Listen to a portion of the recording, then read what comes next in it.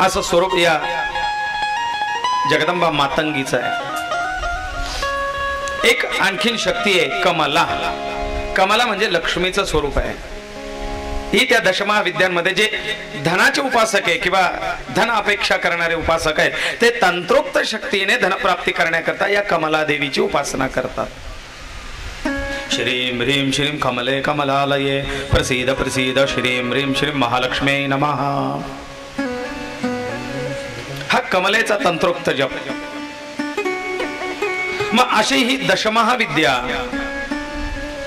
या दशमहाविद्या सुद्धा प्रकट झाल्या. त्यांची उपासना या गुप्त नवरात्रीत केली जाते. या 4 नवरात्रींमध्ये अश्विन नवरात्र आणि चैत्र नवरात्र या सात्विक नवरात्र असं म्हटल्या जातात. याच्यामध्ये सगळी सात्विक उपासना चालते. मग या सात्विक नवरात्रीमध्ये उपासना कोणाची? तांत्रिक नवरात्रीमध्ये किंवा गुप्त नवरात्रीमध्ये दशमहाविद्यांची उपासना. तर सात्विक नवरात्रीमध्ये कोणाची उपासना करतात? प्रथमं शैलपुत्रीच, द्वितीयं ब्रह्मचारिणी, तृतीयं चंद्रघंटेति, कुष्मांडेति चतुर्थकम्, पंचमं स्कंदमातेति, षष्ठं कात्यायनी तथा सप्तमं कालरात्रीति, महागौरीति चाष्टमम्, नवमं सिद्धिदात्री च, नवदुर्गा प्रसादती. या ज्या नवदुर्गा, या नवदुर्गा या नवरात्रीमध्ये प्रसाद, आशीर्वाद, दर्शन देत असतात. या प्रसन्न होतात. या नवदुर्गा प्रकीर्तितः, या नवदुर्गा प्रसादतः. मग कोणत्या?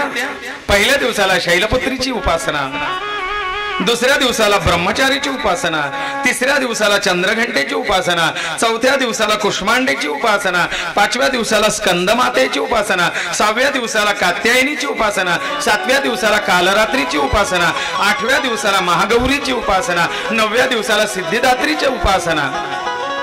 आणि मग 9व्या दिवशी उदो गर्जती सकल चामुंडा मिळून हो. सगळ्या चामुंडा एकत्र येतात. जगदंबेचे सगळे स्वरूप एकत्र येतात आणि सगळ्या गोंधळ घालतात. बरं का, गोंधळ आहे. जगदंबेच्या उपासनेतला सात्विक उपासना नवरात्रीची आहे आणि त्यातल्या त्यात सर्वसामान्य जगदंबेची आराधना करतात. त्याची एक उपासना ग्रामीण भागात प्रसिद्ध आहे. कोणी गोंधळ मागतं, कोणी जागर घालतं. जागर, गोंधळ, आणखीन काय म्हणतात त्याला?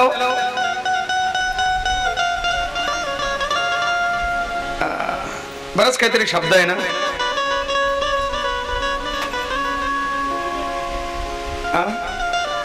जागर गोंधळ घालतात. वीरा नाही, जोगवा मागला जातो, जागर होतो, गोंधळ होतो. चला आपणही जगदंबेच्या त्या उपासनेकडे जाऊया.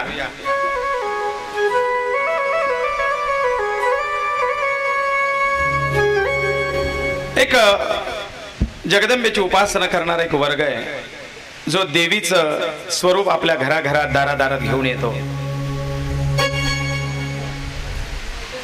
त्याला काय म्हणतात? मी एक शब्द ऐकलाय, जोगतीन. जोगतीन,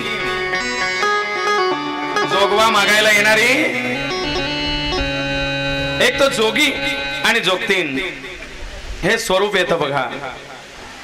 ती जोगिनी, तिला जोगिनी पण म्हणतात आपल्या भाषेत, जोगतीन. आणि तीच तर योगिनी आहे, तीच योगेश्वरी आहे. आणि ती जोगवा मागायला येते, हातात सूप.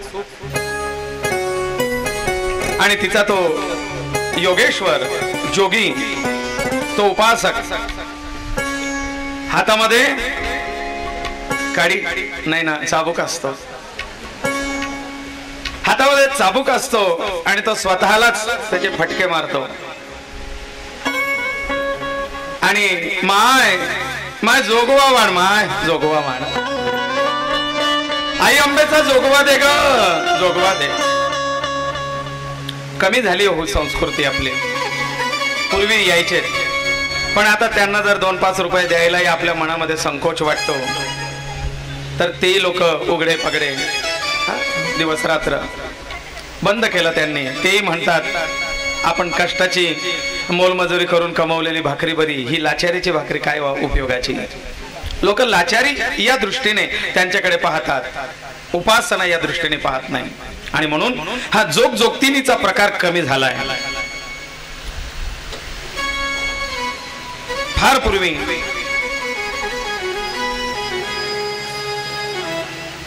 या सगळ्या गोष्टी यायच्या, भक्तीने यायची, जोगतीने यायची. मी तर लहानपणी एक असं पाहिलेलं आहे, ते डोक्यावरती मंदिर घेऊन यायचे. डोक्यावरती मंदिर असायचं, गळ्यामध्ये तो ढोल लावलेला असायचा. वाजवता का थोडा?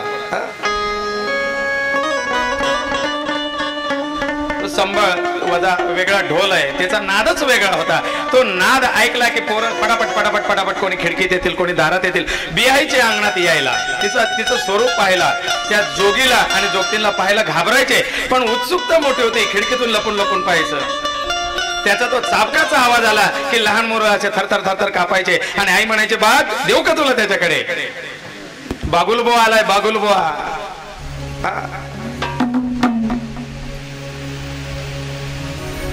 वाजव.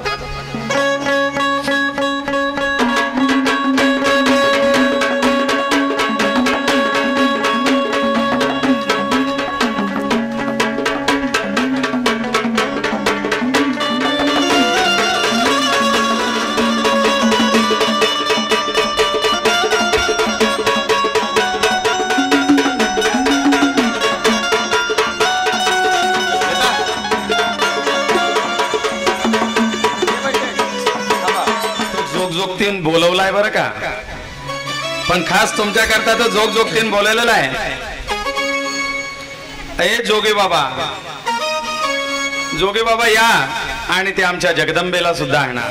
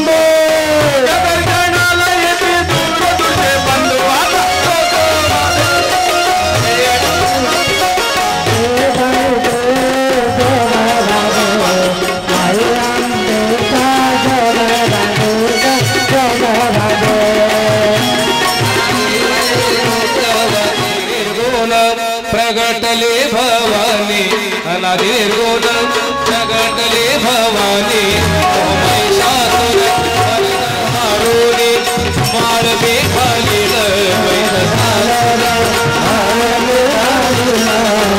ओढाचा एकावे एक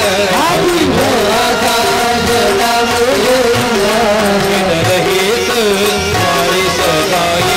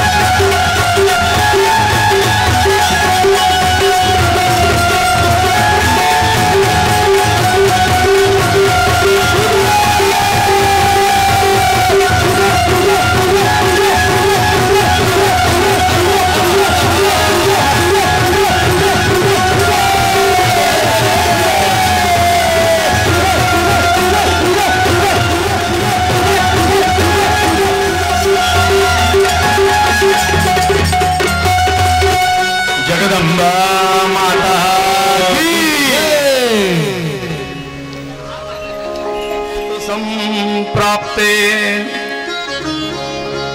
किं कर्तव्यं द्विजोत्तमम् विधानं विधिवत् ब्रूहि शरत्काले विशेषता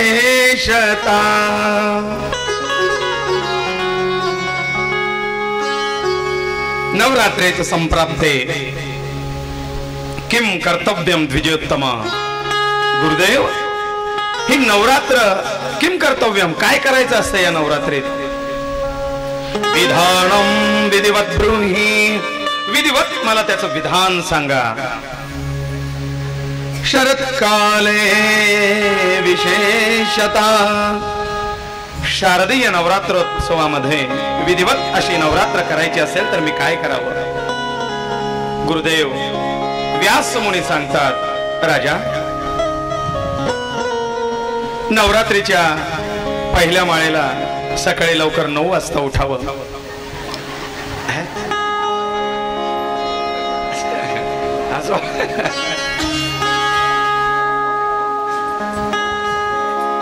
हसवायला सगळ्यांना म्हणजे नाहीये तसं पान बदलला का काय पोतीचा माझा काय राजा सगळे ब्राह्म मुहूर्तावरती उठावं सचेल स्नान करावं स्वतःच्या देहाची शुद्धी करावी तीर्थ स्नान करावं आपल्या गावाला असेल नदी तीर्थक्षेत्र तीर्थ स्नान करावं किंवा आपण 4 धाम 12 ज्योतिर्लिंग आदी काही यात्रा केलेल्या असतील त्या यात्रेहून आणलेलं तीर्थाचं पाणी घरात जे आहे ना ते कधीतरी कानेकोपऱ्यातून बाहेर काढावं ते आणलं की नंतर त्याचा काही फायदाच नाही उपयोगच नाही करत अहो अशा प्रसंगी ते तीर्थाचं पाणी आपल्या स्नानाच्या पाण्यामध्ये टाकून ते तीर्थ स्नान करावं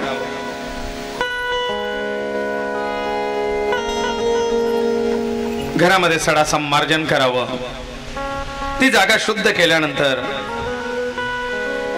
त्या ठिकाणी मृण्मय वेदी करावी असं म्हटलेलं आहे मृण्मय मातीची वेदी तयार करावी त्या वेदीवरती घराला तोरणाने सुशोभित करावं पंचपल्लव आंब्याची पानं याच्याने ते सुशोभित करावं एक सुंदर कलश मांडावा त्याच्यामध्ये पंचपल्लव घालावेत देवीच्या प्रतिमेची स्थापना करावी त्या कलशामध्ये पंचपल्लव टाकावे सप्तधान्य टाकावं तीर्थ जल टाकावं आणि असा तो कलश स्थापन करावा देवीच्या प्रतिमेची स्थापना करावी ज्यांना शक्य आहे त्यांनी पंचरत्न त्या कलशामध्ये घालावे सुवर्ण घालावं आणि असा पंचरत्न सुवर्ण सप्तधान्य तीर्थजल याच्याने युक्त असा तो कलश स्थापन करून त्याच्याजवळ अखंड दीप लावावा तो दीप अखंड तेवत ठेवावा कदाचित काही कारणास्तव तो मालवला तर पुन्हा त्याची काजळी काढून पुन्हा त्याला प्रज्वलित करावा देवीची क्षमायाचना करावी व्यवस्था अशी करावी की तो दीप मालवणार नाही वेळोवेळी त्याच्यामध्ये तेल घालत राहावं त्या दिव्यासाठी तिळीचं तेल उत्तम मोहरीचं तेल उत्तम नसलं तर कुठलंही आपलं व्यवहारात खाण्यासाठी वापरतो आपण ते तेल वापरा उपोषणादी नियम त्या दिवशी घ्यायचे असतात निराहारौ यताहारौ तन्मनस्कौ समाहितौ निराहार राहावं 9 दिवस उपोषण करावं ज्याला ते शक्य नाही त्याने यताहार म्हणजे एक वेळ उपवास सोडावा दिवसभराचा उपवास करावा एक वेळ उपवास सोडावा ज्याला तेही शक्य नाही त्याने फलाहार करावा ज्याला ते शक्य नाही त्यांनी धान्य फराळ घ्यावं म्हणजे 9 दिवस एकच प्रकारचं धान्य खाणं काही लोक करतात रोज मुगाची डाळ पोळी मुगाची डाळ भात एकाच प्रकारचं अन्न 9 दिवस घेणं याला सुद्धा उपोषणाचा एक प्रकार म्हटला आहे ज्याला तेही शक्य नाही त्याने 2 टाइम खाऊन पिऊन घ्या पण देवीची उपासना करा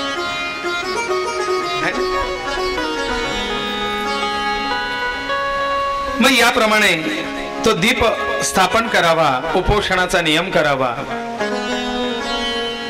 ज्यांना शक्य होतं ते पायामध्ये पादत्राण 9 दिवस घालत नाहीत. ज्यांना शक्य होतं ते वेस न ओलांडण्याचा पण नियम आहे नवरात्री. वेस ओलांडून जाऊ नये. शय्या निद्रेला घेऊ नये, म्हणजे गादी पलंग सोफा याच्यावरती झोपू नये, गादीवरती झोपू नये. जमिनीवरती चटाई टाकून जमिनीवरती भूशयन करावं. विधिवत या 9 दिवसांमध्ये अखंड जगदंबेचं नामस्मरण नामचिंतन करावं.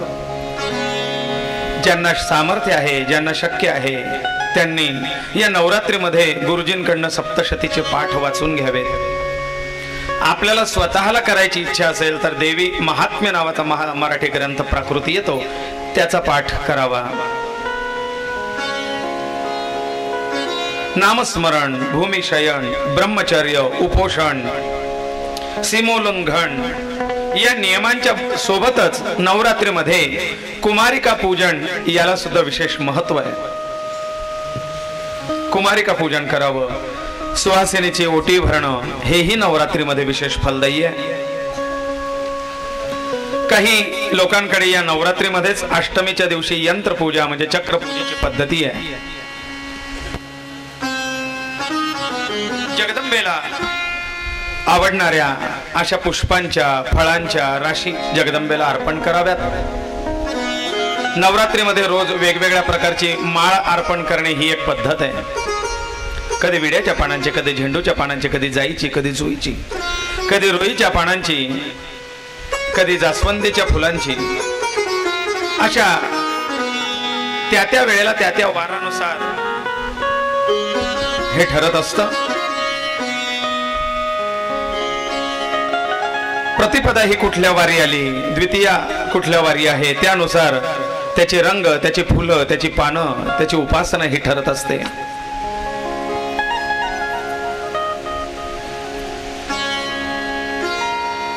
कुमारिकांना मिष्ठान्न द्यावं, कुमारिकांचं पाद्यपूजन करावं, कुमारिकांना जेवू घालावं, कुमारिकांना वस्त्रदान, दक्षिणादान अर्पण करावं. डाळिंबाचं फळ जगदंबेला प्रिय आहे.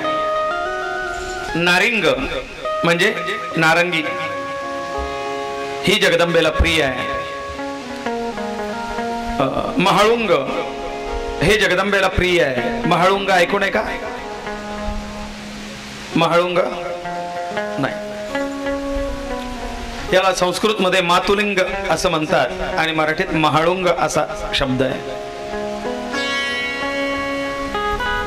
लिंबूचा एक प्रकार आहे. लिंबूपेक्षा शहाणा म्हणजे गदड लिंबू, आणि गदड लिंबूपेक्षा हा शहाणा असतो आणखी. याला महाळुंग असं म्हणतात. लिंबाचाच प्रकार आहे बरं का, म्हणजे गदड लिंबापेक्षा आणखीन एक्स्ट्रा वर्जन. हा, कानबाईला लावतात महाळुंग, पण तो प्युअर मिळाला पाहिजे. डाळिंब, नारिंग, फणस, आंबा हे सुद्धा देवीला प्रिय बरं का. कोकणात फणस देवीला अर्पण करायची पद्धत आहे. आंबा हे फळ देवीला प्रिय आहे म्हणून त्याचं नावच आंबा, आंबावरतून पडलंय. ही फळं आहेत. फुलं जाई जुई शेवंती पूजा रेखियले बरवी हो. जाईचे, जुईचे, शेवंतीचे, कमळाची फुलं विशेष देवीला प्रिय आहे. कमलपुष्प,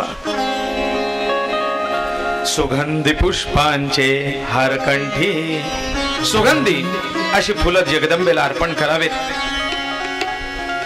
कमळ नाही मिळालं तर कमळाचं बीज, काय म्हणतात त्याला, कमळ काकडी, काही जण म्हणतात कमळ गट्टा, हे पण देवीला अर्पण केलं तरी फळ आणि फुल अर्पण केल्याचं पुण्य आहे. अशा या पुष्पांनी, फलांनी देवीची उपासना करावी. सप्तशतीचे पाठ करावे, देवीचं नामस्मरण करावं. हा अनादि सोहम कुलस्वामिन्यै नमः या मंत्राचा जप करावा. हा देवी तत्व जागृत करणारा मंत्र आहे. ज्यांचं कुलदैवत बांधलेलं असतं त्यांच्यासाठी हा विशेष मंत्र शास्त्रात दिलेला आहे.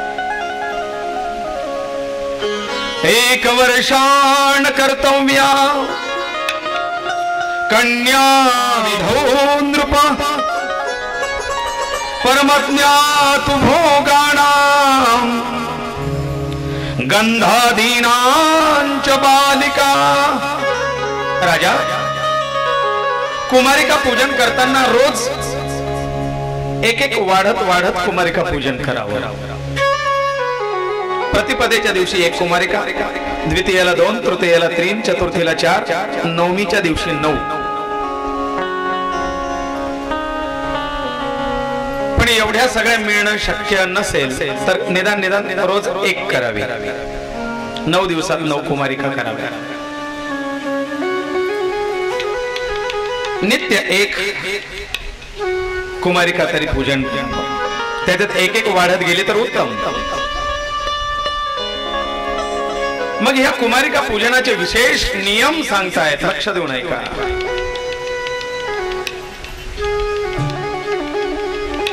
कुमारिका पूजन करताना राजा 1 वर्षाच्या कुमारिकेचं पूजन करू नये। व्यास महर्षी राजाला नियम सांगतायत कुमारिका पूजनाचे। 1 वर्षाच्या कुमारिकेचं पूजन करू नये।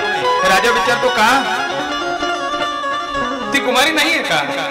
राजा आहे, पण परमज्ञा तु भोगाणां गंधादीनांच बालिका। ती अतिशय लहान असल्यामुळे तिला भोग आणि आज्ञा, आशीर्वाद या सगळ्या गोष्टींच्या ज्ञान नसतं। ती फार अज्ञान आहे। ती अजून या माया जगतामध्ये एकरूप सुद्धा झालेली नाही आणि म्हणून तिला त्या पूजनाचं महत्व कळत नाही। ती आशीर्वाद देऊ शकत नाही आणि म्हणून अतिशय अज्ञानी अशा त्या बालिकेचं पूजन न करता 2 वर्षापासून कन्येचं पूजन करावं। 2 वर्षापासून कन्या पूजनाला असावी। लक्ष द्या, 2 वर्षाची कुमारिका म्हणजे नेमकं काय? 3 वर्षाची कुमारिका असली तर ती कोणाचं स्वरूप आहे? 4 वर्षाची कुमारिका ही कोणाचं स्वरूप आहे? 8 वर्षाची, 9 वर्षाची कुमारिका हे कोणाचं स्वरूप आहे? 10 वर्षाची कुमारिका हे कुठल्या देवीचं प्रतीक आहे? कोणी किती वर्षाच्या कुमारिकेचं पूजन करावं हे पण नियम आहेत बरं का। आपली कामना काय आहे, आपल्या अडचणी काय आहेत, आपली समस्या काय, त्याच्यानुसार देवीचं आराधना करायचं असेल तर किती वर्षाच्या कुमारिकेचं पूजन करावं, म्हणजे काय फळ मिळतं हे सुद्धा शास्त्र देवी भागवतामध्ये दिलं आहे। कुमारिका तुसा प्रोक्ता द्विवर्षात् भयेदिदम् त्रिमूर्तिश्च त्रिवर्षा कल्याणी चतुराब्धिका।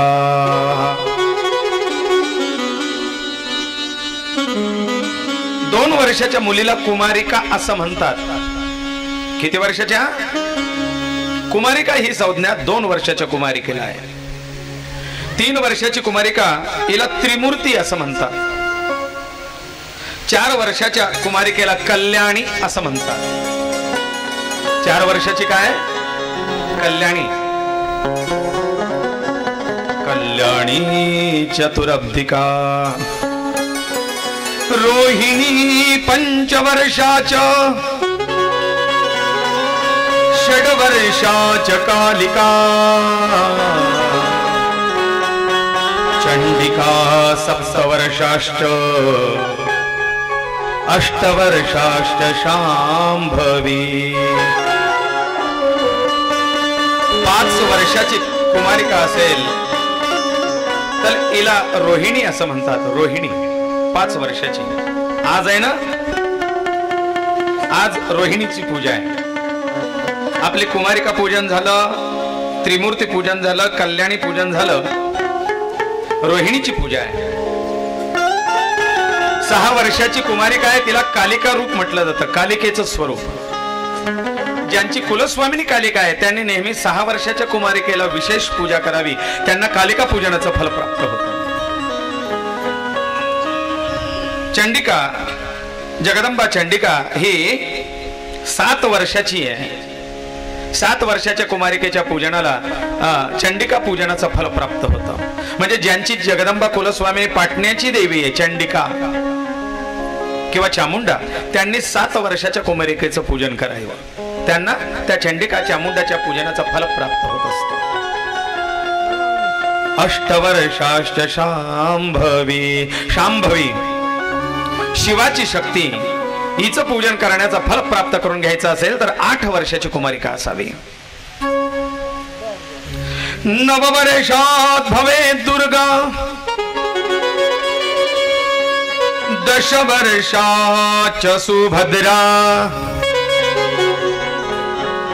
आता ऊर्ध्वं न कर्तव्या सर्व कार्य विगर्हिता.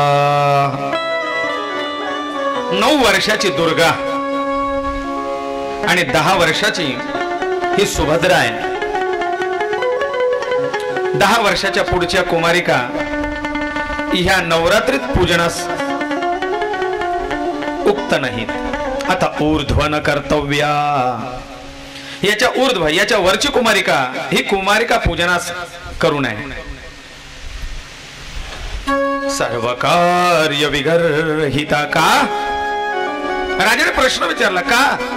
1 वर्षाची सांगितली तुम्ही अज्ञान आहे, आणि मग 10 वर्षाची, इथून पुढची 10 वर्षाची शेवटची कुमारिका आहे सुभद्रा. राजा, तिला रजस्वला धर्म प्राप्त झाला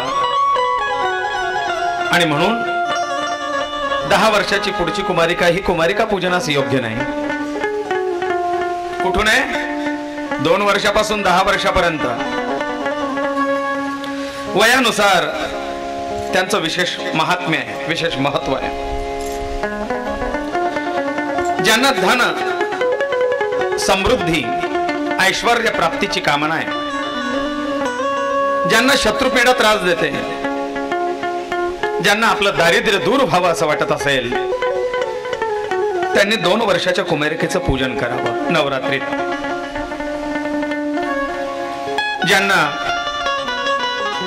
धर्म, अर्थ, काम, मोक्ष चतुर्विध पुरुषाची प्राप्ती करून घ्यायची असेल, अध्यात्मात प्रगती करून भगवतीची कृपा प्राप्त करून घ्यायची असेल, किंवा विशेषत्वाने ज्यांना संततीत काही अपेक्षा असतील संतान संबंधी, त्यांनी आपली कामना पूर्तीसाठी 3 वर्षाच्या कुमारिकेचं पूजन करावं. कोण? त्रिमूर्ती. ज्यांना ज्ञान प्राप्ती करायची आहे, ज्यांना विशिष्ट कार्यात विजय प्राप्त करून घ्यायचा, ज्यांना घरामध्ये सुख, शांती, मांगल्य हे वाढत राहावं असं वाटतंय, त्यांनी 4 वर्षाच्या कुमारिकेचं पूजन करायचं आहे. कल्याणी, ज्यांच्या घरी सतत आजारपण चालू असतात, रोगराई, व्याधी ह्या त्रास देतात, ज्यांच्या घरामध्ये वारंवार कोणाला ना कोणाला तरी गंडांतर येत असतं, म्हणजे जीवावरच्या आपत्ती, त्यांनी हे गंडांतर, व्याधी, रोगराई हे दूर व्हावं याकरता 5 वर्षाच्या त्या रोहिणीचं पूजन करावं.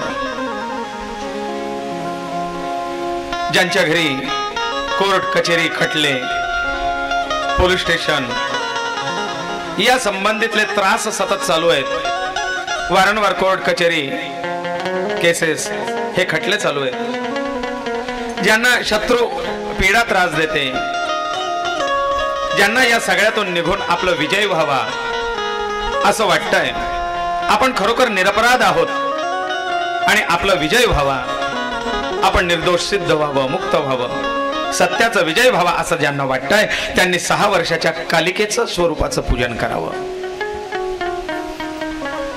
ज्यांच्याकडे व्यापारामध्ये सतत बुड येते, व्यापारात नुकसान होतं, व्यापार वाढावा असं वाटतंय, व्यवहार अडकलेत, व्यवहार फसलेत, ते व्यवहार मुक्त होऊन लक्ष्मीची कृपा प्राप्त व्हावी अशांनी 7 वर्षाच्या त्या चंडिकेच्या स्वरूपाची पूजा करावी. ज्यांच्याकडे सतत वादविवाद, कटकट, भांडण, तंटे, कलह, दंत कलह, एकमेकात वैर, भावाभावात, पत्नी पत्नीत, भाऊबंधात विरोध, सतत काही ना काहीतरी दुःख, सतत काही ना काहीतरी चिंता, सतत काही ना काहीतरी क्लेश ज्यांच्या घरात असतात, अशांनी त्या संकट निवारणासाठी 8 वर्षाची शांभवी हिचं पूजन करावं. ज्यांच्याकडे मंत्रतंत्र बाधा झालेली आहे, ज्यांच्याकडे काहीतरी तांत्रिक पीडा झालेली आहे, वारंवार खूप दवाखाना करूनही रोगाचं निदान होत नाही, घरात नेहमी सगळं काही असून सुद्धा घर भकास वाटतं, म्हणजे मंत्र तंत्र जादू टोणा पिशाच्य बाधा अदृश्य शक्तीची पीडा ज्यांच्याकडे आहे, अशांनी 9 वर्षाच्या दुर्गा स्वरूपाचं पूजन करावं. ज्यांना आपल्या सर्व मनोकामना पूर्ण होऊन भगवतीची कृपा प्राप्त व्हावी असं वाटतं, आपला वंश वाढत राहावा आणि आपल्या वंशामध्ये सदैव भगवत भक्ती चालत राहावी, सगळ्यांच्या मनामध्ये धार्मिक भावना असावी, मातृभक्त, पितृभक्त, ईश्वर भक्त, साधू संतांची सेवा आपल्या घरामध्ये घडत राहावी, कुलवृद्धी, धनवृद्धी, वंशवृद्धी होत राहावी असं ज्यांना वाटतं त्यांनी 10 वर्षाच्या सुभद्रा स्वरूपाच्या कुमारिकेचं पूजन करावं. अशा या नवरात्रीतल्या 9 तिथीच्या 9 कुमारिकांच्या 9 स्वरूपांची कथा आणि त्याची फलप्राप्ती या श्रीमद देवी भागवतामध्ये अतिशय सुंदर वर्णन केलेली आहे.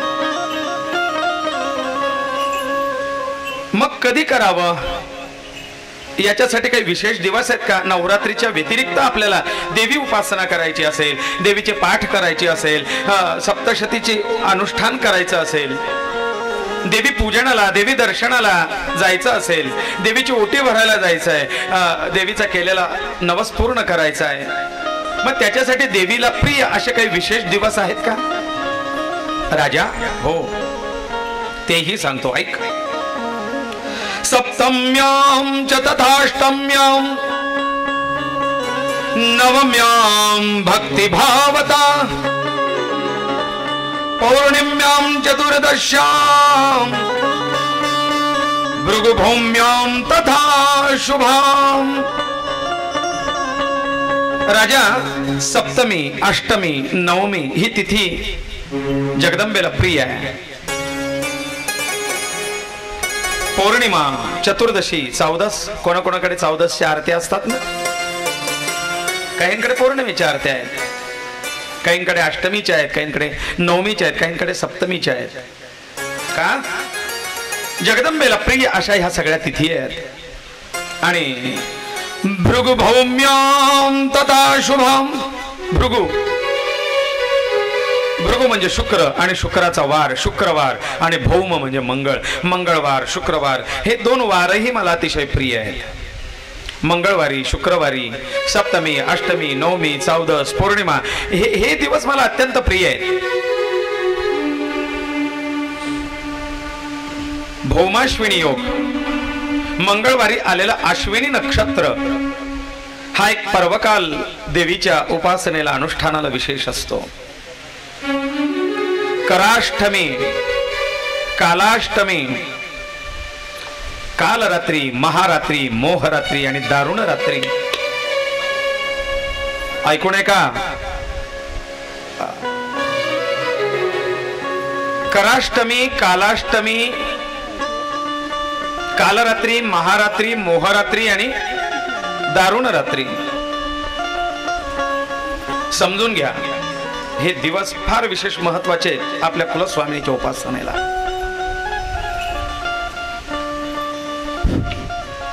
कारण हा फक्त देवी भागवतातला भाग नाहीये बरं का, ही तुमच्यापर्यंत माहिती पोहोचवण्याकरता 8 प्रकारच्या ग्रंथांचं संकलन करून, त्याचा अभ्यास करून त्याचा काढलेला सार हा इथे. त्यामध्ये मार्कंडेय पुराण असेल, देवी भागवत पुराण असेल, तो सप्तशती असेल, देवी महात्म्य असेल, तो भविष्य पुराण असेल, चंडिकोपास्तव दीपिका नावाचा एक ग्रंथ आहे, चंडिकोपास्ती दीपिका. याच्यामध्ये चंडिकेच्या उपासनेबद्दलचा खूप महत्व, हा आद्यगुरु शंकराचार्यांनी लिहिलेला मूळ संस्कृत ग्रंथ आहे, चंडिकोपास्ती दीपिका.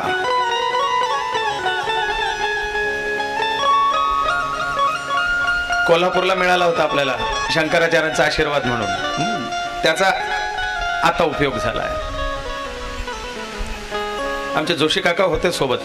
कोल्हापूरला शतचंडीचा विधी केला होता आणि त्या कालावधीमध्ये भोजन व्यवस्था जोशी काकांकडे होती सोहळ्यात, आणि शंकराचार्य ते 5ही दिवस भोजनाला आमच्या त्या ब्रह्मवृंदांमध्ये होते. तर त्यावेळेला त्या यज्ञाच्या समाप्तीनंतर शंकराचार्यांनी भेट म्हणून दिलेला तो संस्कृत ग्रंथ चंडिकोपास्य दीपिका, त्याच्यात हे सखोल शास्त्र दिलेलं आहे, कशी असावी उपासना. बघा, दर महिन्याची कृष्ण पक्षाची अष्टमी, हिला कालाष्टमी असं म्हणतात. तुमच्या कॅलेंडरमध्ये पंचांगामध्ये दर महिन्याला कालाष्टमी देतात. ही कालाष्टमी कृष्ण पक्षाची अष्टमी, कालाष्टमी ही देवीला प्रिय उपासना आहे, उपासनेसाठीचा दिवस आहे. एक कराष्टमी हा एक प्रकार येतो. कराष्टमीला काहींकडे चक्र पूजेचा विधी आहे, आणि ह्या कराष्टमीच्या दिवशी चक्रपूजा विधी विशेषत्वाने केला जातो. यंत्रपूजा, तंत्रपूजेसाठी असलेला हा दिवस अश्विन कृष्ण अष्टमी. त्याच्यानंतरची येते ती कालरात्री. या 3 रात्री, 4 रात्री विशेषत्वाने सांगितले आहे. कालाष्टमी, कालरात्री, महारात्री, मोहरात्री आणि दारुण रात्री. कालरात्रीच्या संबंधित ऐका, अश्विन कृष्ण अमावस्या ही कालरात्री म्हणून प्रसिद्ध आहे. म्हणजे कोणता दिवस हो?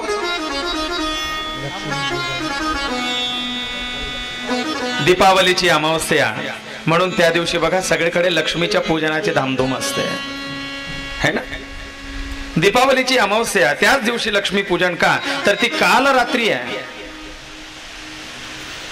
या दिवशी हाच तो दीपावलीच्या अश्विन कृष्ण अमावस्येचा दिवस आहे, ज्या दिवशी ब्रह्मदेवाने त्या योगमायेची उपासना, तिची आराधना करून त्या योगमायेला विष्णूंना जागृत करण्याची प्रार्थना केली, आणि विष्णू जागृत होऊन विष्णूंना देवीने वर दिला आणि मधुकैटभाशी युद्ध करून विजय प्राप्त झाला. तो दिवस म्हणजे अमावस्येचा हा अश्विन कृष्ण अमावस्या, कालरात्री. आता ऐका महारात्री. महारात्री, महाशिवरात्री. महाशिवरात्री माघ कृष्ण चतुर्दशी, 14. माघ कृष्ण चतुर्दशी म्हणजे महाशिवरात्र. महाशिवरात्रीच्या दिवशी शिवाबरोबर त्या शक्तीची आराधना आहे. याच दिवशी शिव प्रगट झाले पहिल्यांदा, शिवलिंगाची प्रगट होण्याचा दिवस. याच दिवशी शिव आणि शक्तीचा विवाह झालाय. याच दिवशी शिवाने विष्णुवादी देवांना म्हणजे विष्णू आणि ब्रह्मा यांना ज्योतिमय स्वरूपामध्ये दर्शन दिलं होतं. तोच हा दिवस महाशिवरात्री, आणि म्हणून हिला महारात्री असं म्हणतात, है ना. कारण शिवरात्र दर महिन्याला आहे, पण महाशिवरात्री हा शक्ती सहित असलेला दिवस म्हणून याला महाशिवरात्री असं म्हणतात. शिवरात्र दर महिन्याला आहे. मोहरात्री ऐका. मोहरात्री श्रावण कृष्ण अष्टमी. कोणता दिवस? गोपालाष्टमी. आणि ही मोहरात्री असल्यामुळे भगवंताने या दिवशी अवतार घेतलाय का, देवाच्या सहाय्यार्थ ती आदिशक्ती जगदंबा प्रगट झाली होती, है ना. एक्सचेंज करून घेतलं होतं ना तिने. माझा आत्मा तुझ्यात, तुझा आत्मा माझ्यात, माझ्या जागी तू, तुझ्या जागी मी. ओम फट स्वाहा.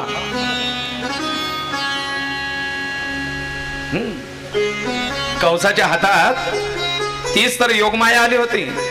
तिच्याही प्रगट्याचा तोच दिवस आणि भगवंताचाही प्रगट्याचा तोच दिवस, म्हणून हिला मोहरात्री असं म्हणतात.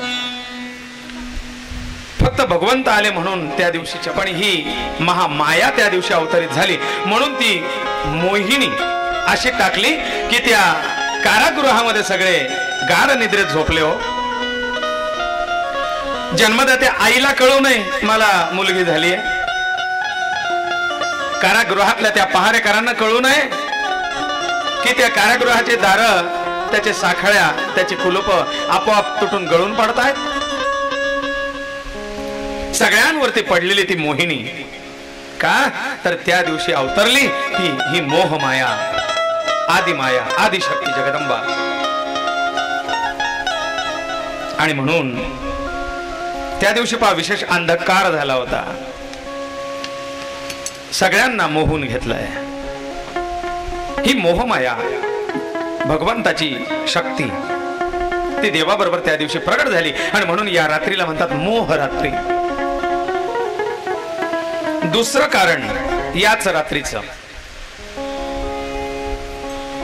समुद्र मंथनानंतर जो मोहिनी अवतार झालाय, हा मोहिनी अवतारामध्ये भगवतीने जे म्हणजे महाविष्णूने जो मोहिनी स्वरूप धारण केलं होतं हे सुद्धा याच दिवशी धारण केलं, म्हणून या दिवसाला मोहरात्री असं म्हणतात. कारण सगळ्या देवी देवतांना, त्या असुरांना, राक्षसांना मोहून टाकलं होतं आणि म्हणून तो मोहिनी स्वरूप याला मोहरात्री असं म्हणतात. आणि विशेषत्वाने ती विष्णू स्वरूपात असल्यामुळे मोहिनी एकादशीच्या दिवशी तिचं पूजन केलं जातं.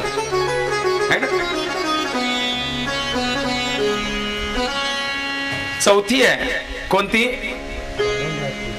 काल रात्री सांगितली, महारात्री सांगितली, मोहरात्री सांगितली. चौथी दारुणी रात्र नाही, ती गटारी रात्री येणार आहे, ते याच महिन्यात आहे ना. दारुणी रात्र नाही बरं, दारुण रात्र. आणि दारुण रात्र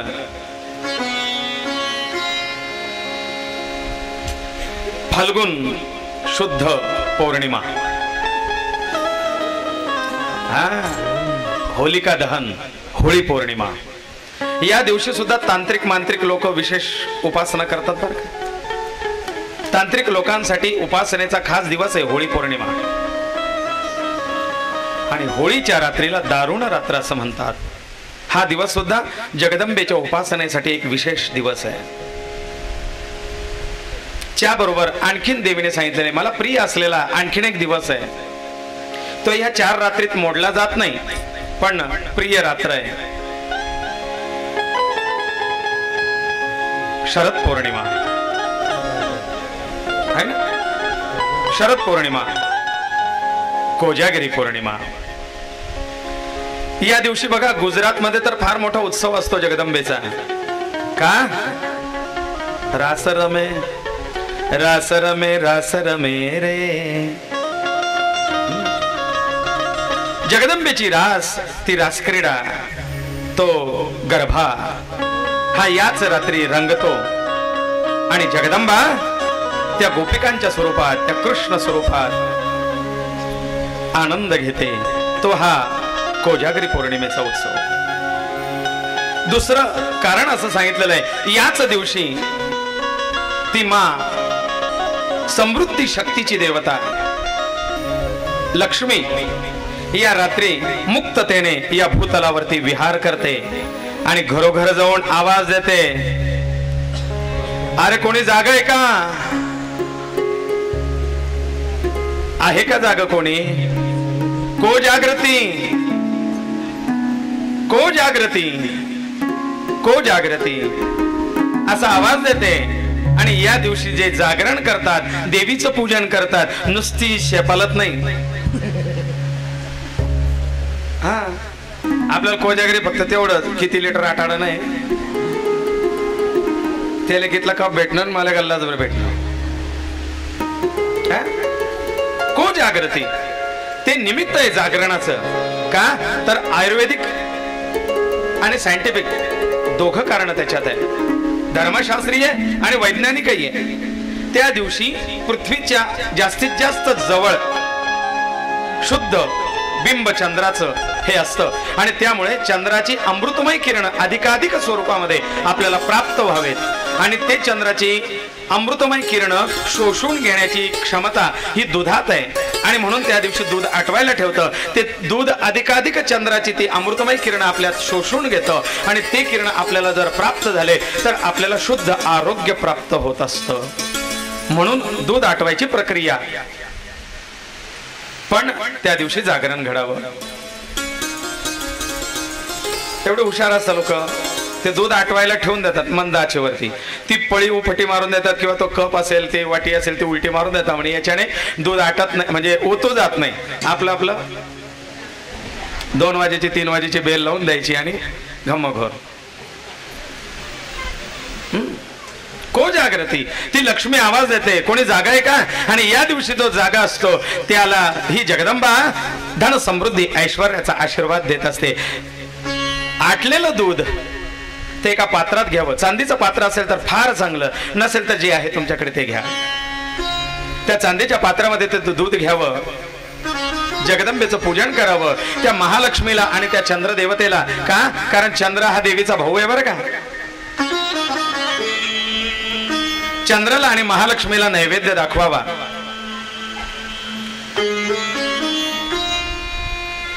आणि मग त्याचा प्रसाद घ्यावा. मग अशी ही शरद पौर्णिमा को जागृती समृद्धीचा ऐश्वर्याचा लक्ष्मी प्राप्तीचा लक्ष्मी स्थिरतेचा त्याच्याकडे मी स्थिर राहीन असा आशीर्वाद देते. आशीर्वाद देणारी ती जगदंबा महालक्ष्मी. ज्याला वाटतं तिने आपल्याकडे यावं आणि आपल्याकडे राहावं त्याने तिची उपासना त्या दिवशी पूजन करा. लक्ष्मी पूजनाचे विशेषत्वाचे हे 2 दिवस. एक दिवाळीची अमावस्या आणि एक कोजागिरी. नमस्तेस्तु महामाये श्रीपीठे सुरपूजिते शंख चक्र गदा हस्ते महालक्ष्मी नमोस्तुते.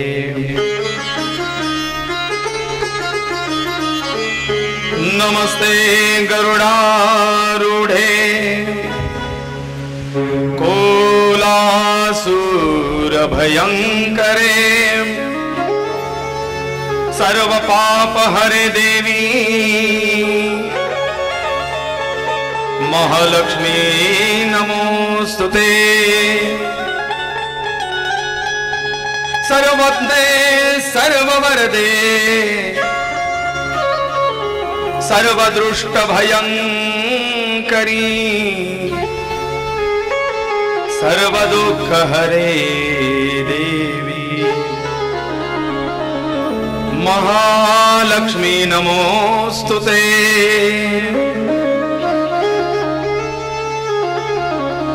सिद्धि बुद्धि प्रदे देवी भुक्ति मुक्ति प्रदायिनी मंत्रभूते सदा देवी महालक्ष्मी नमोस्तुते.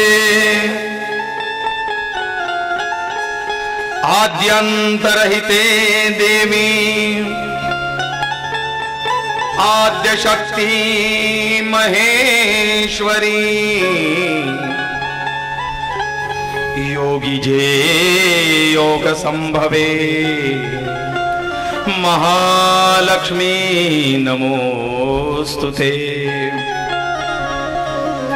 स्थूल सूक्ष्म महारौद्रे महाशक्ति सहोदरे महापाप हरे देवी महालक्ष्मी नमोस्तुते. पद्मासना स्थिते देवी परब्रह्म स्वरूपिणे परमेशी जगन्माता महालक्ष्मी